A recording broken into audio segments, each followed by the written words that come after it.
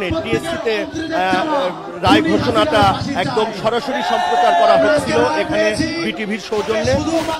এই রায়ে যে প্রধানমন্ত্রী শেখ হাসিনা, সাবেক স্বরাষ্ট্রমন্ত্রী আসাদুজ্জামান খান কামাল সহ যে তিনজনের রায় পড়া যখন থেকে শুরু হয়েছে, মনোযোগ দিয়ে এখানে যারা অংশ নিয়েছিল তারা কিন্তু সেটা শুনছিলেন।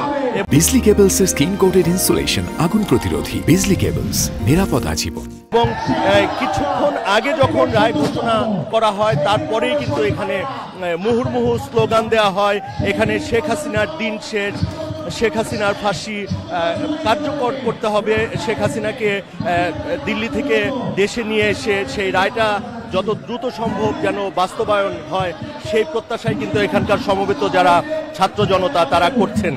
এখানে এখনকার পরিস্থিতি যদি দেখেন, এখানে একটি আনন্দ মিছিলের ঘোষণা দেওয়া হয়েছে। এখন এখানে একটি নতুন ব্যানার, যেটা রায়ের পরে এই ব্যানারটা এখানে করা হয়েছে, দেশকে ফ্যাসিবাদ মুক্ত করেই ছাড়বো ইনশাল্লাহ এরকম। এবং এখানে বলা হচ্ছে যে শেখ হাসিনা আর কোনোদিনই যেন এই বাংলাদেশের, এখানে জুলাইয়ের বিপ্লবীরা আছে, এখানে ডাকসু আয়োজিত এই অনুষ্ঠানে আহত পরিবারের অনেকে আছে, আহত যারা জুলাই যোদ্ধা তাদের অনেককে আমরা এখানে দেখতে পেয়েছি, তার পরিবারের অনেকে আছেন। এছাড়া বিভিন্ন ছাত্র সংগঠনের নেতাকর্মীরাও কিন্তু এখানে অবস্থান নিয়েছেন। অবশ্যই বাংলাদেশের মতো একটা সার্বভৌমত্ব দেশে কোনো স্বৈরাচার টিকতে পারবে না এবং ভবিষ্যতে যাতে কোনো স্বৈরাচার না জন্ম নিতে পারে, এটাই আমরা দেখলাম যে বাংলাদেশের ন্যায় বিচার এখনো অক্ষত আছে। পরিশ্রম করেছে। একই সাথে আমরা বলতে চাই, আজকে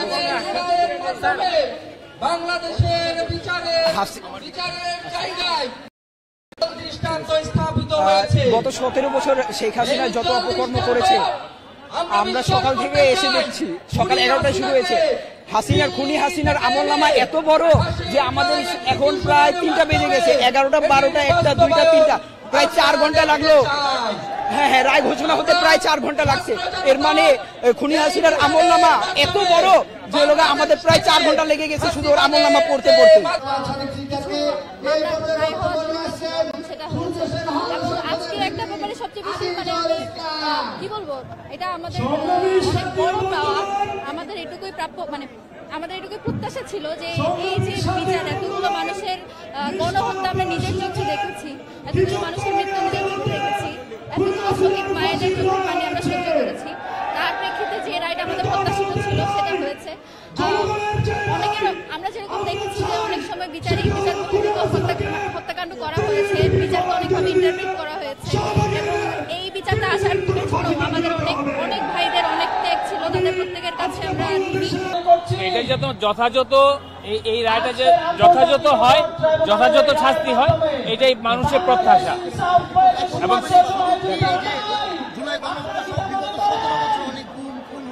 অবশ্যই অফকোর্স প্রত্যেকে যারা জড়িত হচ্ছে ভাই 17 বছরে যে অন্যায় জুলুম অত্যাচার করেছে আমরা এর বিচার পেয়েছি, কিন্তু আমরা সন্তুষ্ট নই। কেন সন্তুষ্ট নই? এখন পর্যন্ত কোনো কার্যকরী হয়নি। কার্যকরী যখন হবে তখন আমরা সন্তুষ্ট হব, তবে কার্যকরী না হওয়া পর্যন্ত আমরা মাঠে আছি, মাঠে থাকবো ইনশাআল্লাহ। ভারতের প্রতি আমাদের অনুরোধ, আপনি এই অপরাধী ঘোষিত আজকের এই সন্ত্রাসীকে আপনি আমাদের আইনের হাতে তুলে দেন। আপনাদের যে সন্ত্রাসী ছিল লোক চেটিয়া এবং অন্যান্য, তারা আমরা আন্তর্জাতিক ল অনুযায়ী তাদেরকে ফেরত দিয়েছি। আপনিও আইনের প্রতি, বিশ্ব আইনের প্রতি শ্রদ্ধা দেখিয়ে আপনি এই খুনি হাসিনাকে আইনের হাতে সমর্থ করুন।